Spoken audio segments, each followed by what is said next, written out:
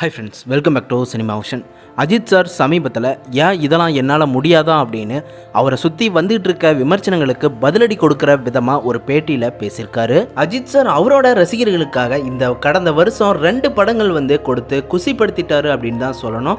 விடாமுயற்சி, good bad ugly அப்படிங்கிற 2 படங்களை கொடுத்து ரசிகர்களை என்ஜாய்மெண்ட் பண்ண வச்சிருக்காரு. அடுத்த படத்துக்கான எந்த ஒரு அறிவிப்பையுமே வெளியிடாம அஜித் சார் முழுமையாக அவரோட கார் ரேஸில் இப்போ கவனம் செலுத்தி வந்துட்டு இருக்காரு. ரேஸ்ல அஜித் சார் கலந்துகிட்டதுல இருந்தே சில ஊடகங்களுக்கு அஜித் சார் பேட்டி கொடுத்தும் வராரு. அந்த வகையில தான் இப்ப Ajith sir auto car India அப்படிங்கிற ஊடகத்துக்கு சமீபத்தில் ஒரு பேட்டி கொடுத்திருக்காரு.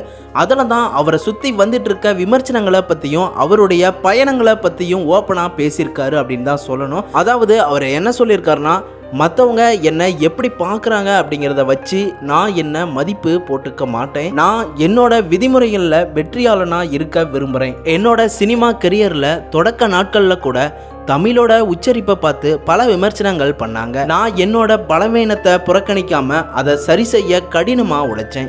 இப்போ அதோட பலன் எனக்கு தெரியுது. திரைப்படங்களை போல தான் ரேஸ்லையும் காயங்கள் எல்லாம் ஒரு பகுதி அப்படின்னு நான் நினச்சிக்கிறேன். நான் இதை தொடர்ந்து இனிமே கவனத்தோட செயல்படுவனே தவிர இந்த ரேஸில் இருந்து கண்டிப்பாக நான் பின்வாங்க மாட்டேன். என்னோட உடல்நிலை எனக்கு அனுமதிக்கிற வரைக்கும் நான் இந்த கார் ரேஸில் தொடர்ந்து போராட தான் போகிறேன். கடவுளோட அருளால் என்னோட உடல்நிலை இப்போ நல்லா தான் இருக்கு.